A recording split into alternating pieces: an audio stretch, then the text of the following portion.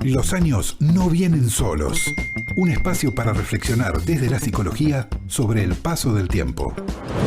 En la quinta temporada se agranda la comunidad plateada. Conducen JJ, Judith Jakilevich, ET, Erika Trossman y ML, Mónica López.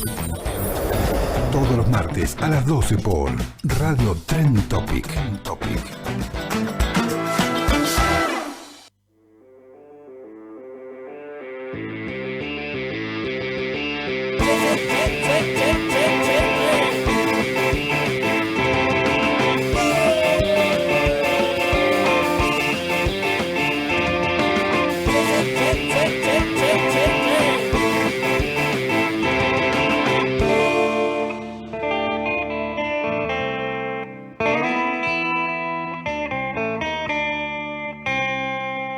Los años no vienen solos.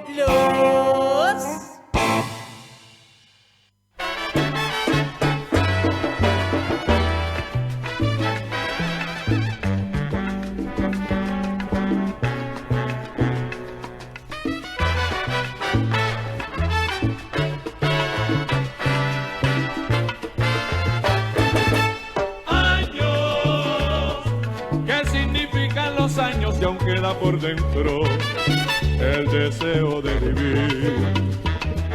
Vida, qué cosa bella es la vida cuando existe en ella el deseo de gozar. Gozo, porque estoy lleno de vida, siempre encuentro una atrevida para hacerme más sabroso. Muy buen día. Estamos acá hoy martes 18 de junio. En Los años no vienen solos. No estamos viendo a Mónica Ana López, que está desde su casa.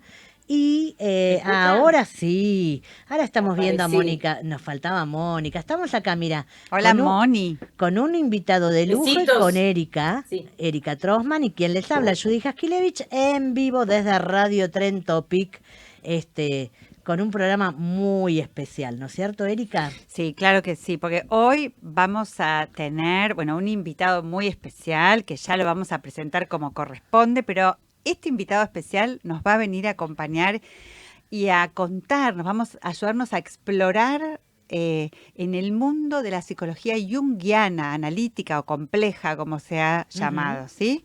Y nos va a ir guiando, ¿no? por todos los conceptos fundamentales.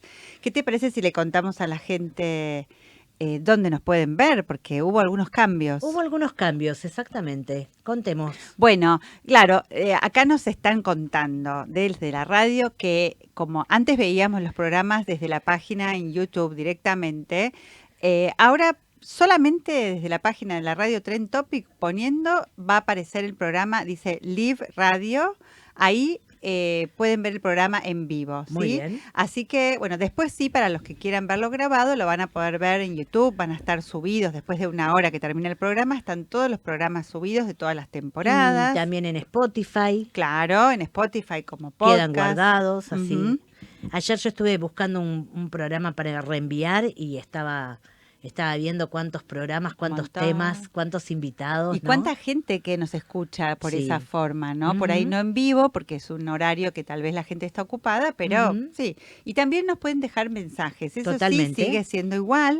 Nuestro teléfono de la radio, el 11 26 42 20 42. Sí. Y también contactarnos a través del Instagram, que es muy fácil porque es las letras, las iniciales de cada una, ¿no?, de las palabras de nuestro programa. LANBS.radio. Claro, es un ejercicio cognitivo. Totalmente. Ya que estamos. LANBS.radio. Totalmente. Y hoy vamos a ver algo, un poquito de la vida de Jung, de Carl Gustav Jung, ¿no?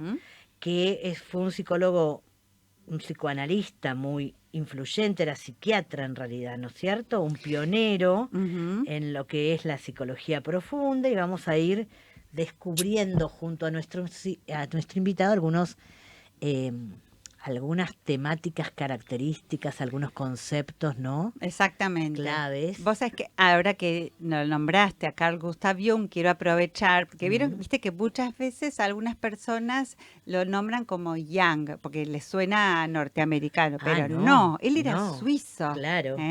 Entonces su nombre se pronuncia Carl Gustav Jung. Claro. No sé si lo digo en un perfecto alemán, austríaco, bueno, pero él, o suizo. Claro. Él justamente su nombre era así. Y vos sabés que, bueno, él nació un 26 de julio de 1875. Y bueno, dicen que venía de una familia muy religiosa porque su padre era un pastor luterano.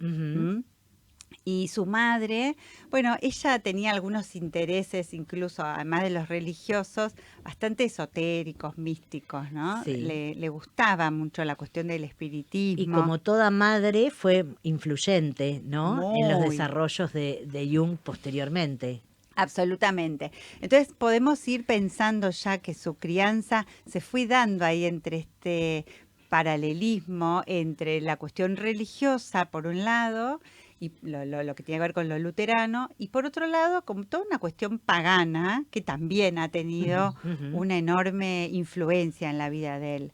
Bueno, como vos bien decías también, él estudió medicina, hizo su especialidad en psiquiatría, y bueno, después trabajó una serie de años en una institución mental en Zúrich, y acá hay algo interesante que también lo vamos a conversar con nuestro invitado de hoy, que él una de las cosas que pensaba era la enfermedad mental de una manera distinta. Él justamente viene a proponer un nuevo abordaje de la psiquiatría, que tal vez tiene más que ver con cómo se concibe hoy, no solamente desde una cuestión materialista o médica o biológica solamente, sino que empieza a entender que el sujeto que está enfermo, su alma, su esencia, su interior más profundo sigue siendo sano, ¿no?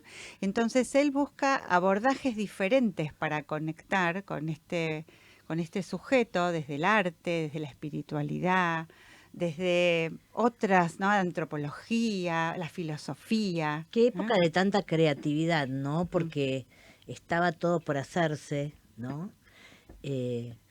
Freud, bueno, ya venía trabajando, ¿no? Ellos se conocen en 1907, así que Freud venía trabajando hace muchos años, pero bueno, a veces lo escuchaban como un señor un poco, ¿no? Estrambótico, que decía cosas.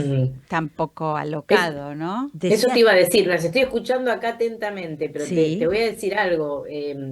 Freud, Jung, ¿no? ¿Se pronuncia? Sí, Jung, que señor. siempre me Jung, equivoco. Jung. Y muchos otros en esa época no estaban tan aceptados como ahora. No. Ahora nosotros los tenemos como ya en nuestro lenguaje cotidiano, aparecen en toda esta cuestión de todo el mundo interpreta, todo el mundo tiene un lenguaje, ¿no? Que viene de la psicología y que viene de estos dos grandes y de otros más también, pero en ese momento fueron muy resistidos porque hablaban de cosas que no eran tan aceptadas, ¿no? Esto de pensar que hay un inconsciente, ¿cómo? ¿No te gobierna tu conciencia, te gobierna tu inconsciente? ¿Cómo es esto? ¿Viste? Claro. Toda una historia que rompía mucho lo que en ese momento se esperaba y se pensaba del ser humano. No éramos tan racionales como pensábamos. Y él viene a aportar algo más.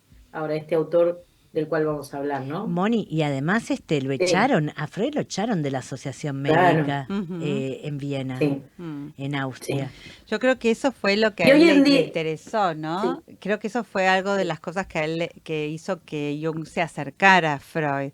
Y si bien ellos se llevaban 20 años de diferencia, bueno, han ido entablando una amistad, un acercamiento, han tenido una relación episcopal. ¿Episcopal se dice? Episcopal, no. Epistolar. Parezco minguito. Epistolar, sí. A través episcopal también, porque en realidad me parece que Jung era un tipo que era un creyente también, ¿no? Y Freud era un tipo que tenía un tema ahí con la religión y con su padre, porque Freud también era un padre muy Claro, creyente. exactamente. Un hombre judío muy creyente que iba Ujú. con la kipá en la calle Ah. y Jung venía de un padre que no era un religioso así Era un nomás. pastor. Era un pastor, Era un claro. pastor luterano, Ujú. imagínate. Así que era epistolar, y episcopal de la relación. epístola, claro. Lo Exactamente. decimos epístola. nosotros, lo episcopal lo ponemos Lo nosotras, como episcopal, una... no, eso fue un fallido. un Un razonamiento. mío, Para hacer claro. honor al encuentro de hoy. Totalmente. Claro. Moni, Claro. y también pensaba cómo los términos del psicoanálisis, ¿no? Llegaron a la música, porque hoy Claro. Mónica nos compartió algo sobre la canción de Charly García, Inconsciente Colectivo, Ujú. que es una de mis canciones favoritas. Nunca la asocié con Jung. Claro. Nunca la asocié con Jung. Es un término junguiano del que Sí. vamos a hablar también. Es que estamos acostumbrados Claro. ahora a Hagamos escucharlo, una ¿no? cosa, les propongo lo siguiente, Sí. tomémonos unos segundos de música Y lo presentamos. y ya presentamos a él. nuestro invitado y empezamos a hablar del tema, ¿les Vamos. parece? Vamos, vamos. Sí.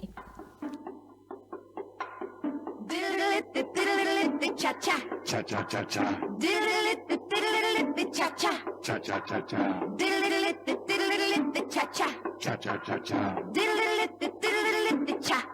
cha.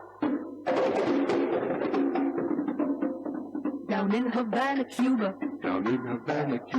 The señorita sigh. Los años no vienen solos. Die Jahre kommen nicht alleine, sondern mit mehr Weisheit. En alemán hoy tocó, ¿no? Ah, Para claro. hacer honor acá a Jung. A los europeos, Claro, exactamente. exactamente. A Freya Jung. Bueno, presentalo a Luis. Bueno, como le vamos a dar la corresponde. bienvenida a Sí. Luis, que él ya ha estado en la Casa de los Años No Vienen Solos Sí. el año pasado, justamente. Luis nació en Buenos Aires en julio de 1956, es psicólogo, se graduó en 1988 allá a lo lejos, hizo, bueno, posgrados en psicología laboral y su especialidad, ¿no? Un posgrado en arteterapia en UNA, él es artista plástico, es docente de la carrera de arteterapia en varias instituciones nacionales, internacionales, bueno, es escritora, ha publicado unos libros preciosos que acá los tenemos, después se los vamos a compartir en las redes, ¿sí? De arteterapia. Y bueno, también, no sé si recuerdan, nuestra comunidad de oyentes, que él ha estado el año pasado justamente hablándonos de una obra de su autoría que hemos estado conversando, que se llamaba Las persianas tienen ojos, y que bueno, nos ha dado mucho que hablar aquí en el programa, justamente cuando estábamos hablando sobre el orgullo gay y todas las diversidades que hay. Así que, bueno, fue realmente muy interesante. Así que, bueno, vamos a darle la bienvenida. Hola, Luis, ¿cómo estás? ¿Qué tal? Buenas tardes. Gracias por la invitación. Encantado de estar acá. Nosotros también. Pero felices de tenerte por acá. Así que, bueno. Porque vamos a hablar de un tema que nunca tratamos en nuestra quinta temporada, nunca habíamos hablado de Jung. Ujú, totalmente. Bueno, nos encantaría que nos cuentes, a ver un poquito, por donde vos tengas ganas de empezar, por ahí podemos ir metiéndonos de a poquito en algunos conceptos fundamentales de él, que la gente debería saber, porque son muy interesantes. ¿Sí? Bueno, el primero que me gustaría charlar es del inconsciente colectivo, como hablamos de la canción de Charly, que todos conocemos esa canción, pero no conocemos el concepto, de dónde sale. El concepto de inconsciente colectivo está asociado al concepto de arquetipos, porque en realidad cuando viene esta revolución entre Freud y Jung respecto al inconsciente, la gran novedad es que a ese inconsciente que se crea para Freud a partir de la represión primaria, en el caso de Jung es al revés, porque primero está lo inconsciente y de allí evoluciona la conciencia. Ajá. Pero la gran diferencia está que además del inconsciente personal, por debajo está el inconsciente colectivo, que de alguna forma es un concepto muy coherente porque como humanidad todos compartimos esta especie de lecho común que nos iguala y que se ha ido construido a lo largo de la historia de la civilización. Por eso cuando digo está ligado con los arquetipos, es que la figura arquetipal, el concepto de arquetipo, es una construcción desde los albores de la humanidad. El arquetipo de la madre, por ejemplo. Todas las imágenes posibles y modelos posibles de madre se van subsumando hasta formar este arquetipo que las contiene a todas. ¿Sí? Lo que pasa es que todo arquetipo es como un molde, es como una huella, Claro, un patrón. y está vacío de contenido. El contenido se lo pone uno en su inconsciente personal y entonces la relación nunca va a ser con el arquetipo directamente porque pertenece a algo muy inabarcable como es el inconsciente colectivo, sino con la madre personal que forma un complejo materno. Y esa es, digamos, para empezar a comprender a Jung, una diferencia fundamental. Primero en el concepto de inconsciente, si lo comparamos con Freud, y después en las características que tiene lo inconsciente colectivo y la gran diferencia con el inconsciente personal. Totalmente, claro. O sea, que para que la gente entienda, o sea, cuando hablamos del inconsciente personal, ahí, bueno, hay una cantidad de... Freud decía que ahí había cuestiones reprimidas, ¿no? Desconocidas. Acá Jung no se desentiende de eso. Dice, sí, muy bien, yo estoy de acuerdo con esto que dice el señor Freud, pero hay algo más, ¿no? Y de este inconsciente colectivo nosotros sabemos a partir de los sueños, los mitos, los relatos, ¿no? Que aparecen y que se va a expresar en las distintas culturas y a lo largo de todos los tiempos, ¿no? Exactamente, porque cuando haces el análisis de un sueño y lo lees por ahí a la luz de un mito, el paciente tal vez jamás leyó ese mito. Exacto. O tiene conocimiento de algunas figuras que aparecieron en su sueño. Y sin embargo, cuando nosotros se lo referenciamos, o sea que hacemos una amplificación, allí nos damos cuenta que estuvo operando un contenido que proviene de lo inconsciente colectivo y que es común a todos nosotros, que está en la base más profunda, ¿no es cierto?, de lo inconsciente, pero que se filtra a través del sueño a lo personal y arma o se acomoda a la historia del sujeto. Totalmente, claro. La verdad que es súper interesante. Siempre que uno escucha a Jung, es como que, o sea, a mí por lo menos me pasa, hay como unas cosquillitas que siento que es como que me emociona porque él, justamente a diferencia de Freud, se ocupó de mirar otras cosas que por ahí Freud dejó de lado, tal vez por desconocimiento, o porque no era algo de su interés, o porque, bueno, su educación también lo llevó a esto. Entonces, Jung mira y porque hizo mucho Freud. Porque hizo mucho. Había un camino enorme, no puedes abarcarlo todo, ¿no? Exactamente, claro. Absolutamente, ¿no? Y creo que esto, poder construir, pararse sobre los hombros de otro y seguir construyendo, esto es una grandeza, ¿no? Totalmente. Más allá de que, bueno, después... ¿Sabés qué pensaba? ¿Sí? Perdón, que te interrumpí. Esto que decía recién Luis, ¿no? Que de él también se dice que decía una frase que es que somos comparsas del teatro del mundo, ¿no? Esto que vos decías de las grandes obras o escenas de la Odisea, por ejemplo, todas las cuestiones, viste, de la historia universal, o representantes y víctimas de un espíritu colectivo. Es algo totalmente cierto, porque fíjate cómo en la historia de la humanidad vamos representando a veces, y a veces hasta repetimos situaciones que uno debería aprender y seguimos repitiendo situaciones donde se supone que en un pasado uno tendría que haber aprendido, pero sin embargo parece que en el espíritu humano aparecen ciertas cuestiones que se repiten de vuelta, ¿no? Sí, y ahí en la historia. Quisiera acotar precisamente, y esto es otra de las teorizaciones muy ricas sobre el arte que hace Jung, porque el rol del artista para Jung es el rol de portar un mensaje que proviene de lo inconsciente colectivo y que quiere que la conciencia de esa época conozca. Claro. Entonces, es como si canalizara Como un portavoz. como un portavoz, ¿sí? Entonces, Claro. es impersonal el artista, al revés de la concepción freudiana de artista, donde podríamos pensar a la luz de, por ejemplo, un recuerdo infantil de Leonardo da Vinci, Ajá. que la pintura estaría en función de algo de carácter sintomatológico y netamente personal, ¿no? Exacto. Entonces, Jung permanentemente abre el juego, y por eso tiene una cosmovisión que es inabarcable. Exactamente. Y de hecho, ahora que decís esto, Jung, como algo interesante que tenía también, era que él se juntaba mucho y leía mucho, porque era un súper lector, física, filosofía, ¿sí? Entonces, claro, él muchas veces recurrió a físicos de la época para que lo ayuden a explicar conceptos como, por ejemplo, el de sincronicidad. Exactamente. ¿No es cierto? Con Ujú, Pauli. ujú. Creo que era Wolfgang Pauli, ¿no?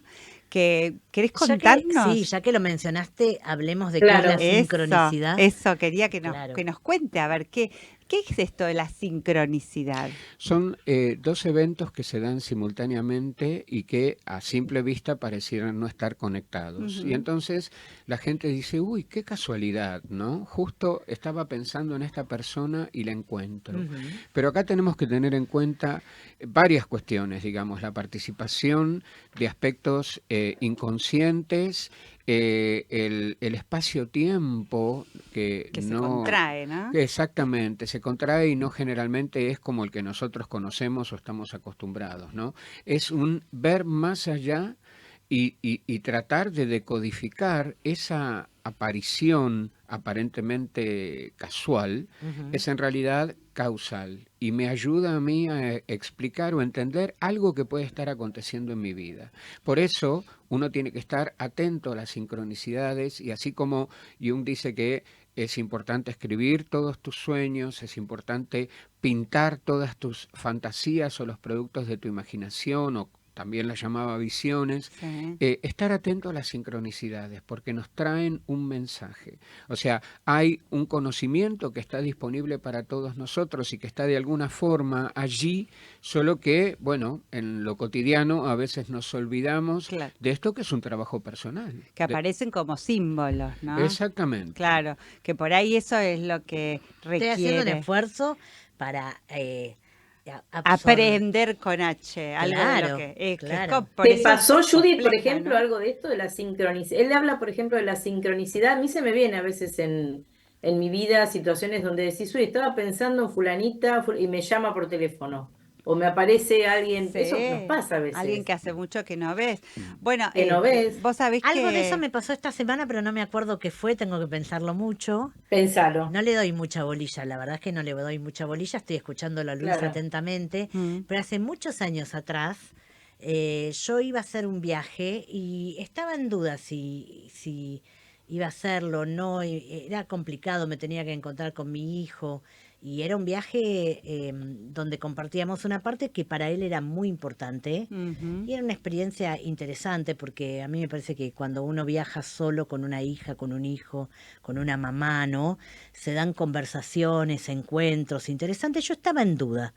Y en ese momento estaba tomando algo con mi hija en un café y una señora a la que no conozco y nunca la volví a ver, Sí. me hace un comentario que me dio a entender que tenía que hacer ese viaje. Ujú. A eso yo le llamaría Claro. sincronicidad. Como Total. que vino la señora a darme un mensaje. Absolutamente. Exactamente. Claro. Por eso es tan importante estar atento a todas estas señales, ¿sí? Que a veces uno las desestima porque dice, "Ah, bueno, Porque hace que gane nuestra parte más racional y diga, Exacto. "No, Racional, Claro, Exactamente. claro, esto es una descreer. pavada, claro. Bueno, Jung siempre cuenta en sus libros el caso de esa paciente que tenía, que soñaba recurrentemente con el escarabajo de oro, y un día, en medio de la sesión, de repente siente un golpe sobre la ventana del consultorio y al mirar había un escarabajo similar con las características del sueño recurrente que tenía esta paciente, ¿no? Y le sirve a Jung para hacer una intervención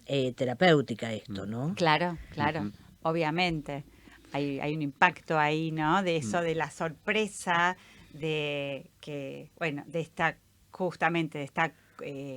conjunción o constricción del tiempo, ¿no? ¿Qué sucede? Sí, y también esto da cuenta de lo importante que es tener en cuenta o estar comunicado con nuestro inconsciente, no solamente a través de los sueños, fundamentalmente a través de la producción en arte. Por eso se considera a Jung como el creador del arte terapia. Ya tan lejos como 1916, en su trabajo La función trascendente, él explicaba que una forma de acceder a los contenidos inconscientes era a través de la puesta en práctica de la imaginación activa, que es el método por excelencia junguiano de evocación de imágenes, y luego esas imágenes plasmarlas, cantarlas, bailarlas, modelarlas, escribirlas, escribirlas. Porque en los poemas los escritores dicen que en realidad ellos como que no escriben racionalmente, que hay algo más potente de lo que surge el poema, ¿no? Exactamente. Entonces, fíjate que con esto acá hay una primera mirada que se corre de la mirada que se tenía hasta ese momento de quienes producían, pintaban o escribían, que eran pacientes en instituciones mentales, y así es como nació la colección Prinzhorn, que está en Heidelberg, en Alemania, o luego lo que sería la colección de Arbrut, que compra Dubuffet sobre las producciones de pacientes psiquiátricos. Ese que se consideraba un arte bizarro, para Jung es normal que alguien produzca y quiera expresarse a través de la imagen, porque es el puente hacia tu inconsciente, ¿no? Entonces, y hay otra cosa más, perdón, una cosita, Moni, ahí te dejo, pero una cosita más que él justamente, una de las cosas interesantes que tenía es que él experimentaba en sí mismo todas estas teorías que él iba armando, ¿no? Esto es muy rico. Esto es muy rico porque cuando él produce estos estados regresivos en los que llega casi a un brote psicótico, ¿no? A las características de un brote psicótico, que primero vuelca como borrador en los libros negros y después los traslada al libro rojo. Él le pide a sus pacientes que se compren un cuaderno con tapas bellas y un lomo muy bello, y que en él vuelquen imágenes de todo lo que va surgiendo en su mente, que creen sus propios libros rojos. O sea que acá hay una prevalencia de la producción artística entre comillas, ¿no es cierto? Porque no estamos hablando del arte del artista, sino de que cualquiera de nosotros tiene la posibilidad de entrar o de sumergirse en su mundo interno a través del trabajo con la imagen o la escritura. Exactamente. Y esto tiene que ver con el conocimiento de ciertos aspectos de uno, ¿sí? No desde lo racional, que tiene mucha resistencia, sino dejando fluir como aspectos más internos que no podemos controlar, que surgen a partir del arte, ¿no? Bueno, eso es lo que facilita la función trascendente. Es un cambio de actitud donde el inconsciente logra modificaciones en la conciencia a partir de ver estos trabajos y poder hablar sobre ellos. Entonces, es un antecedente directo del arte terapia que no está reconocido como tal, ¿no? Esa es una de las injusticias que hay con Jung y que hay que, en mi tercer libro, que... Como volver a darle el honor, ¿no? Totalmente, totalmente. Moni, ¿querías agregar algo? No, te estaba escuchando y también investigué un poquito sobre el tema y viste que ahora está como muy de moda el tema del mandala, de dibujar mandalas y toda esta historia de que también me parece que algo tiene que ver en el origen con lo que él planteaba, de poder porque él tenía mucho también interés en lo geométrico, en las figuras geométricas, trabajaba mucho con los círculos, con los números, con las formas, y como hay algo de esto que escuché como que bajaba, como que nos hacía bajar un poquito a un plano más espiritual, y poder relajarnos, tiene que ver con la meditación, con poder salirte de este tiempo y espacio que está nos mantiene tan ajetreados, y él decía, bueno, esto es una manera de conectarnos, y también algo ahora te pregunto, ¿no? Pero algo que nos pasa a veces cuando estamos distraídos o hablando con alguien por teléfono, enseguida uno empieza a hacer dibujos. Y los dibujos son siempre como circulitos, como florcitos. Es como que se va Automático. repitiendo. Sí. Tiene que ver con el arquetipo, con algo de los arquetipos, con algo que tenemos. ¿Qué es lo que pasa acá? Sí, tiene que ver sucede? con el arquetipo del sí mismo o el self, Ajá. que es el centro, o la totalidad de nuestra personalidad. Por eso el mandala, con su forma circular y el trabajarlo desde adentro hacia afuera o desde afuera hacia adentro, como uno lo desee, uno está trabajando sobre su totalidad, uno está trabajando sobre uno mismo. Y en los pacientes psiquiátricos, sobre todo, el pintar mandalas los calma Baja la ansiedad. muchísimo, les baja Calma. la ansiedad, los tranquiliza.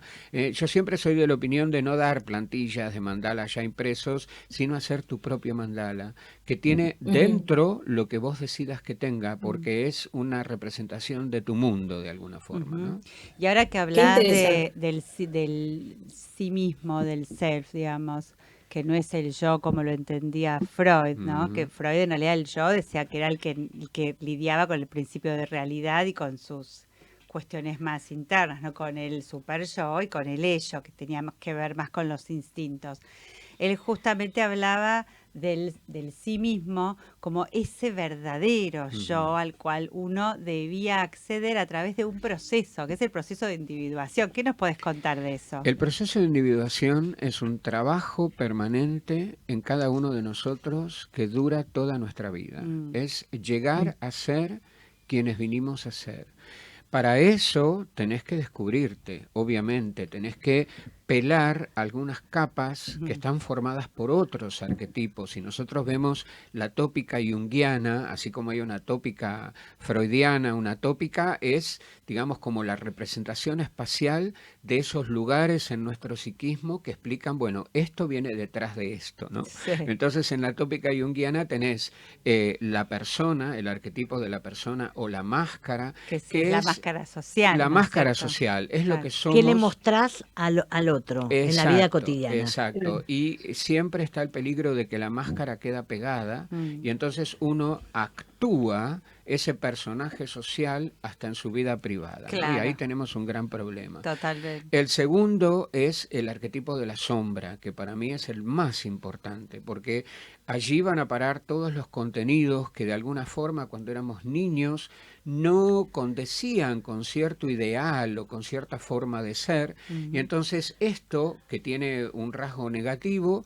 va a parar a la sombra, pero también van a parar aquellas cosas que no pudieron desarrollarse. Claro, como Eh, potenciales. podríamos Potenciales. decir. Hay un autor que se llama Robert Johnson, es un autor junguiano que habla del oro de la sombra, que tiene que ver con todo esto que no llegó a germinar. Sí. Y por eso es muy lindo cuando vemos personas adultas, ya en adultos mayores, que de pronto empiezan a estudiar una carrera.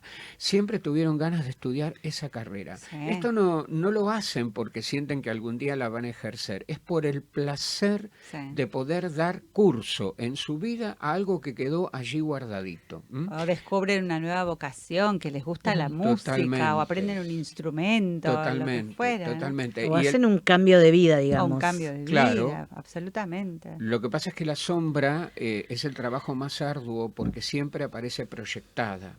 Claro. Porque esos contenidos que no son tan buenos, a uno no le gusta reconocerlos como propio. Claro. Entonces, la proyección es inconsciente, pero el dedito que señala a esa persona que tiene esas características debería llamarnos a pensar un poco si eso no lo tenemos nosotros.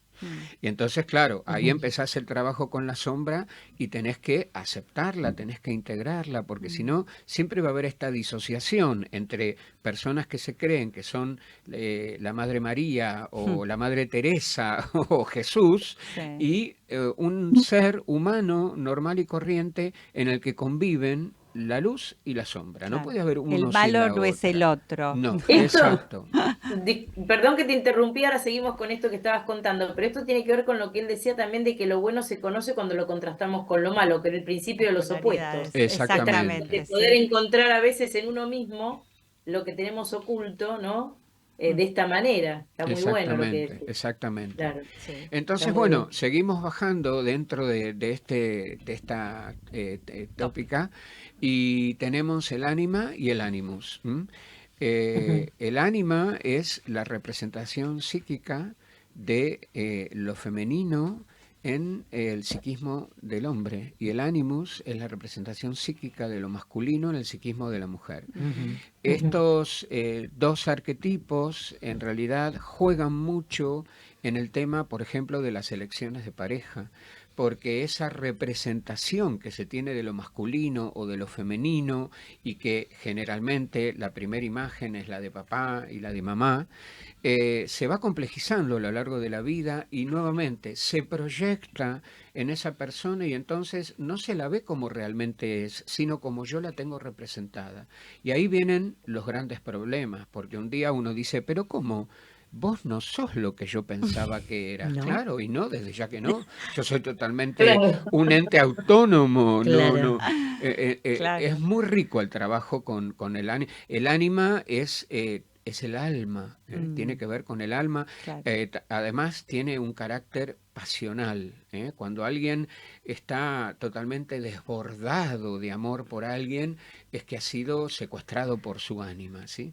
El animus tiene más que ver con el logo. Y cada uno de estos arquetipos tiene 4 estadios que va desde lo más básico, lo instintivo, Claro, hasta a lo más elevado. lo trascendental y Exacto. elevado, ¿no? Entonces, fíjense ustedes la riqueza que nos aportan los arquetipos cuando tratamos de entender la complejidad del alma humana, ¿no? Y te quería preguntar por este concepto de el alma humana, ¿no? Porque en realidad es un concepto que, digamos, es un término que se utilizaba mucho los psicoanalistas, ¿no? Pero hoy en día los que hablan del alma son o los artistas o los religiosos, ¿no? Jung piensa que tenemos un alma humana.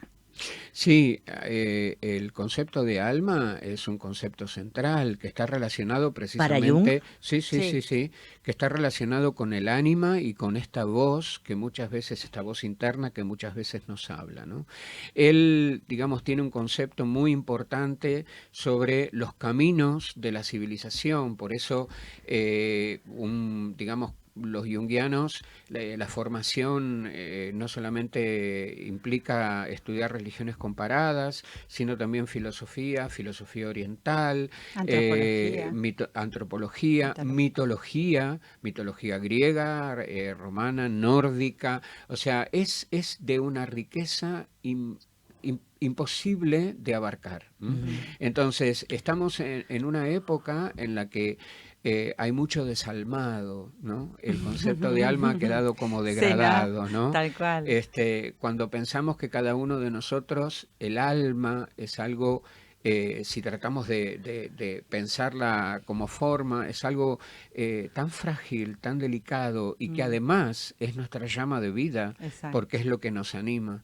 Entonces, yo creo que hay una película, muchas veces le recomiendo a mis alumnos, todo el mundo vio Un método peligroso, pero hay otra película que se llama Te doy mi alma, precisamente, Prendi mi l'anima, es el título original porque originalmente era italiano, y en ella se desarrolla la relación que Jung tuvo con Sabina Spielrein, que era una paciente que después llegó a ser una psicoanalista que fue asesinada por los nazis. Ah, sí. Es una película maravillosa. Te doy mi alma, se puede encontrar en YouTube. Exactamente. Sí, que de hecho ahora que hablas de los nazis, también hay mucho desconocimiento que lo acusan a Jung muchas veces de ser antisemita o de estar a favor de los nazis. La verdad que él ayudó a muchísima gente judía en la Segunda Guerra, pero bueno, eso da para otro día.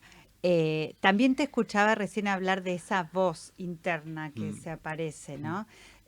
También nos hace pensar esa voz que a veces se aparece en una figura de un anciano sabio. Exactamente. ¿No? Ese es otro de los arquetipos, o sea, podemos encontrar el arquetipo del niño que después aparece teorizado como puer eternus, el niño eterno, y que explicaría un poco eso que se conoce como síndrome de Peter Pan. Sí. Esos hombres que no quieren envejecer, que son niños eternos, que no trabajan, que les gusta que los mantengan, que siempre tratan de justificar que, bueno, todavía no me llegó la oportunidad, no llegó alguien que valore todo lo que yo sé, todo lo que puedo dar, que no se hacen responsables absolutamente de nada. Hay mucho de eso Que son dando emocionalmente vuelta. muy Sí, inmaduros, ¿no? Totalmente claro, inmaduros. total. Entonces, puera eternus. Después están estos arquetipos de los que hemos hablado recién, pero un arquetipo muy importante es el del anciano sabio, que es de alguna forma se va construyendo a lo largo de la vida y es hacia el que deberíamos tender todos nosotros, especialmente cuando entramos en la segunda mitad de la vida, que es otra de las grandes teorizaciones junguianas, donde nos tenemos que reconciliar con el paso del tiempo y con las características bajo las cuales vamos viviendo el proceso de envejecimiento. Vale, les voy a proponer una cosa. Como el programa se nos está volando, vamos a unos segundos de música y cuando volvemos hablamos justamente de esto, del anciano, del arquetipo del anciano sabio y de qué pasa con estos conceptos junguianos en la segunda mitad de la vida. ¿Les parece? Espectacular. Sí. ¿Vamos, Juan? Cha-cha. Cha-cha-cha-cha. Cha-cha. Cha-cha-cha-cha. Cha-cha. Cha-cha-cha-cha. Cha-cha. Los años no vienen solos. Los años no vienen solos, vienen con nuevas incertidumbres. ¿Cómo me gusta eso de que vienen con nuevas incertidumbres? Estamos acá. Bienvenidas las incertidumbres. Claro, estamos acá con Luis Formayano, que es psicólogo, docente de la carrera de arte terapia, escritor, ¿sí? Estamos hablando sobre los conceptos de la teoría junguiana. Y vamos a entrar en esto, vamos a retomar esto del anciano sabio, ¿no?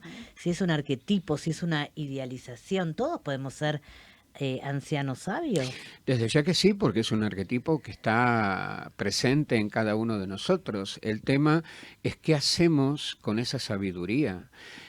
Porque supuestamente, y esta es la riqueza que nos da la segunda mitad de la vida, poder actuar sabiamente. Esto no quiere decir que no vayamos a equivocarnos, ¿no es cierto? Pero después de haber vivido todo lo que uno ha vivido, tiene algo para decir. Fíjate las culturas que valoran a los ancianos, porque son, digamos, como los testigos de todo un recorrido vital y la saben todas de alguna forma, ¿no?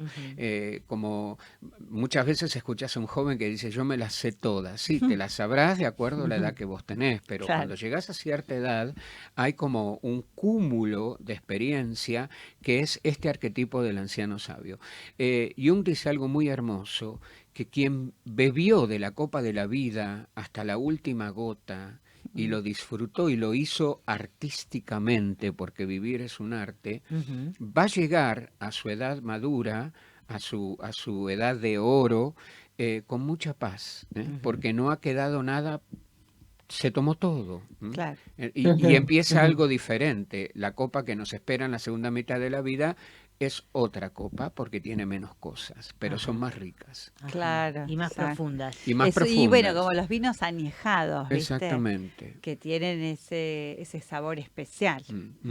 Y hay un, digamos, no un paralelo, pero sí donde en un extremo del arco de la vida está el niño y en otro extremo del arco de la vida está el anciano sabio. Exacto. En ambos, la fuerza la tiene lo inconsciente, porque el niño viene de lo inconsciente y el anciano va hacia lo inconsciente. Porque con el proceso, digamos, ya del final de la vida, se va disolviendo la conciencia para caer en lo inconsciente. Entonces, son, digamos, metáforas muy bellas que nos ayudan a entender esto. cómo envejecemos, y esa es una decisión personal, siempre le digo a mis pacientes, ¿no? Llega un momento en el que tenés que decidir qué querés. ¿Vas a seguir repitiendo patrones de conducta que están fuera del arco de edad que vos tenés? Y que te llevan al sufrimiento. Totalmente, Sí. porque está el espejo, porque está la mirada del otro, porque está esa ropa que ya no me entra. Entonces, poder ir adecuándote y poder ir aceptando cada cambio, cada limitación, pero no como una limitación o como un final, sino como una posibilidad de repensar qué hago yo con esto, Exacto. cómo lo soluciono, de qué manera le encuentro la vuelta, ¿sí? Entonces, yo creo que es una mirada muy esperanzadora y que nuevamente, y acá retomo el hilo del proceso de individuación, tiene que ver con llegar a ser quienes vinimos a ser, descubrir cuál ha sido nuestro propósito en la vida. Y entonces todo aquello que nos desvíe de la individuación aparece como un obstáculo que nos neurotiza, porque yo siento que estoy perdiendo el tiempo en algo que no tiene que ver con mi esencia. Claro. Ese sería el proceso de individuación. Exactamente. Exactamente. Y eso sería una parte de la inteligencia en la vejez, darse cuenta de no perder el tiempo con algo que me distrae, ¿no?, de mi camino, de mi sentido. Exactamente, y explorar todas esas potencialidades que han quedado ahí sepultadas y que no se pudieron desarrollar. Ok, ahora se van a desarrollar de otra forma, porque no es lo mismo iniciar, no sé, un curso de fotografía a los 30 que a los 80, pero no es imposible, y entonces ese propósito de vida tiene que ser cumplido. Claro. Puede pasar que un paciente llegue diciendo que ya no tiene deseo, o que acercándose a los 80, ¿y ahora qué puedo esperar? Claro, Bueno, no nos sentamos a esperar la muerte, todavía le tenemos que seguir dando la mano a la vida, Claro. porque no sabemos cuándo va a acontecer, siendo la única certeza que tenemos, ¿no es Sí. cierto? Pero por suerte, vos mencionaste la palabra incertidumbre, que es la clave. Aprender a vivir con la incertidumbre, Sí. porque las certezas son pocas, es una sola. Que la vida se termina. Exactamente. Exactamente, y cuándo. que es fundamental, yo pensaba eso, que es fundamental conectarnos con ese saber. Primero, bueno, entender que la vejez es una etapa de introspección, de mucho autoconocimiento, de poder capitalizar, ¿no?, a través de ese proceso que hemos hecho de individuación, dicho así, por donde he ido integrando mi sombra, he ido trabajando con todos mis arquetipos para llegar a conectarme verdaderamente con ese que soy o esa que soy. Y esto que decían recién, ¿no?, saber acerca de la muerte, no, lejos de melancolizarnos, paralizarnos, nos tiene que servir como una sabia consejera, ¿no? Que nos invite a vivir mejor, a tratar de elegir mejor y de apoyarnos en esa sabiduría que hemos ido acumulando a lo largo de la vida. Absolutamente. ¿Sabés qué pensaba? Te iba a preguntar, Luis, porque él hablaba también en su teoría o en sus escritos sobre que podía conectarse con otros, con gente que a lo mejor a través de mediums, con gente que estaba en otros planos. No sé si él hablaba de la muerte o qué pasaba más allá de la muerte, porque es verdad, en esta etapa de la vida uno experimenta en la tercera edad un cambio con respecto a ese sentimiento que tiene con la humanidad, ¿no? Hay otros autores que hablan de un sentimiento oceánico, que somos todos uno, que pertenecemos a algo mucho más grande, ¿no?, que esta cuestión individual. Pero él, ¿qué pensaba de esto? ¿Qué sucede con el ser humano? ¿Forma parte En de realidad, otros planos? ¿Qué sí, sucedería? el alma sigue viviendo. Si bien él tenía un interés muy marcado por los fenómenos mediúmnicos, y de hecho su tesis de graduación es sobre este tema, porque él tenía una prima que era medium, y entonces él estudia los fenómenos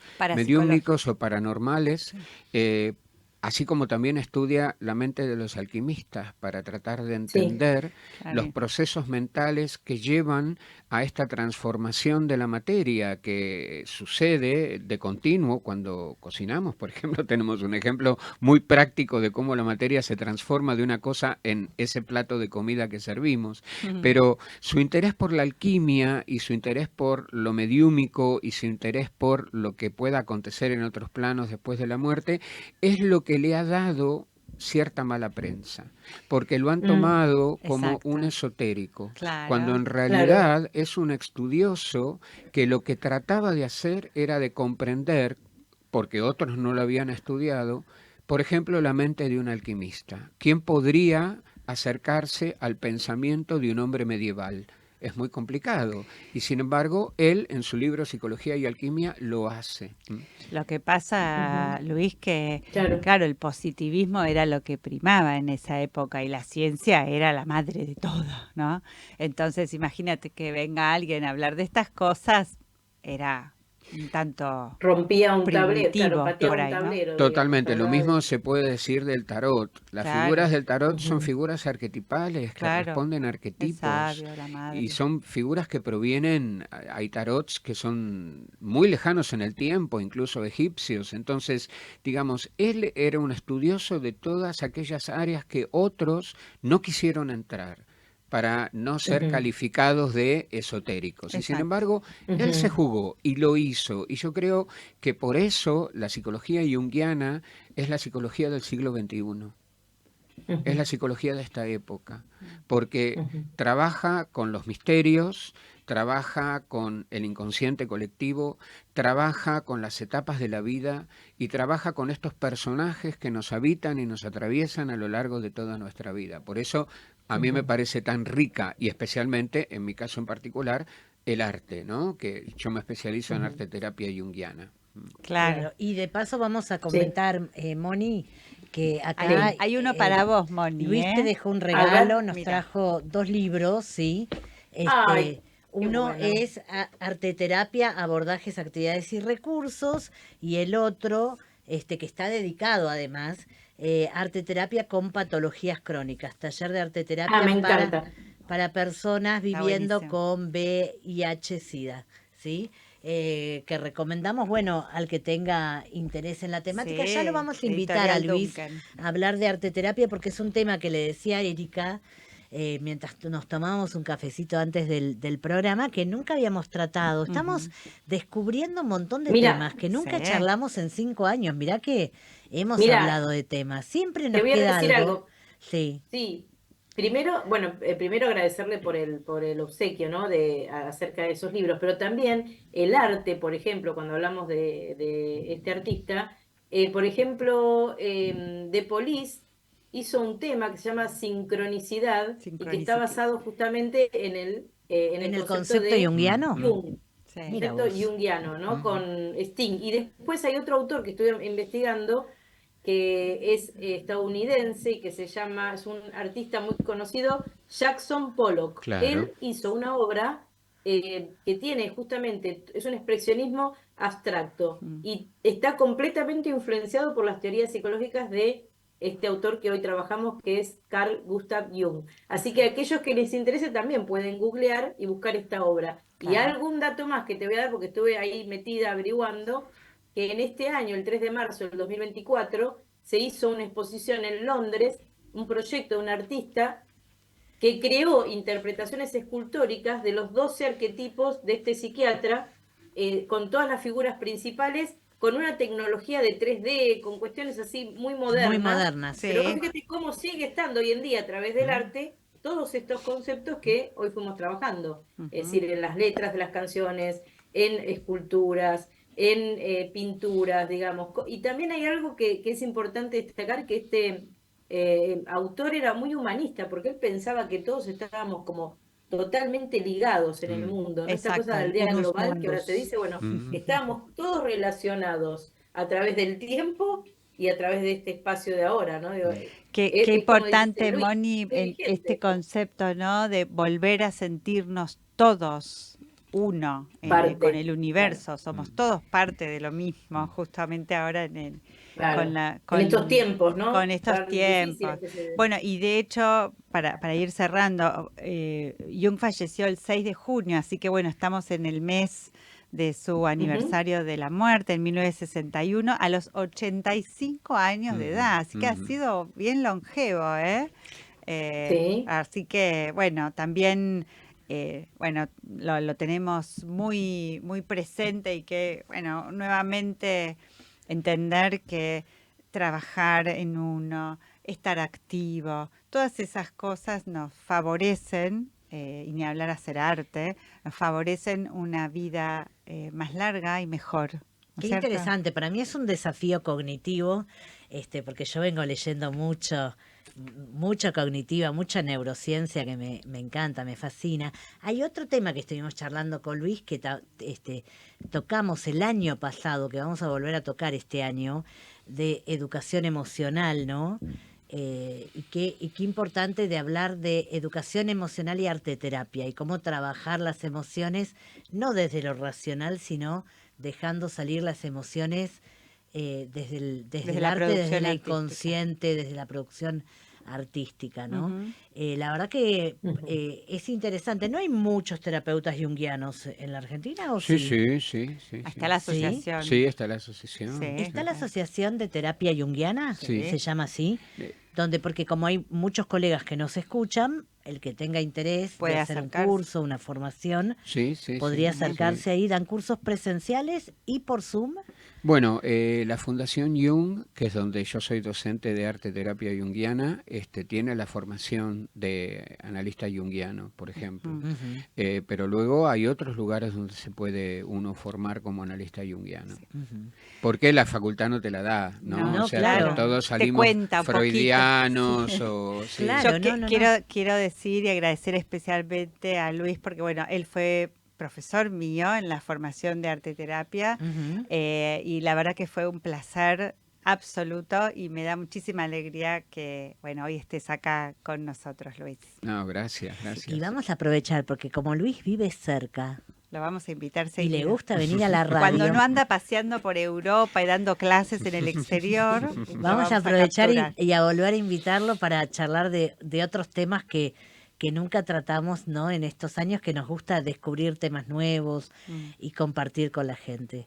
Así que bueno, muchísimas gracias, Luis. No, gracias a ustedes por la invitación. La verdad que siempre es un placer venir. Esta es mi segunda visita y la paso bárbaro porque, bueno, trato de hablar hasta por los codos, pero Nos bueno. quedamos cortos. encanta, Siempre me es cierto encanta. que nos quedamos 2 cortos. horas de Claro, programa claro. necesitamos.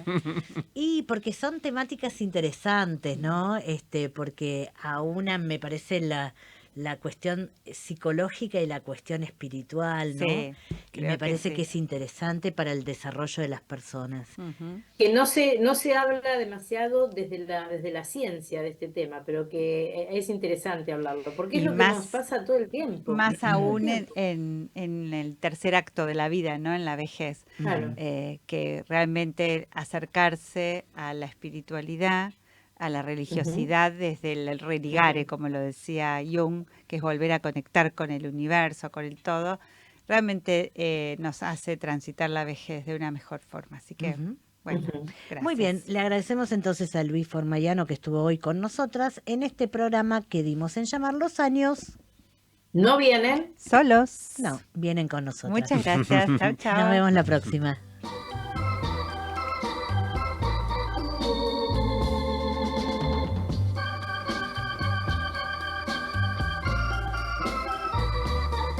That's life.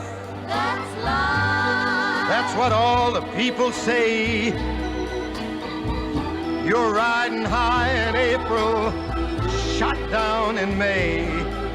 But I know I'm gonna change that tune.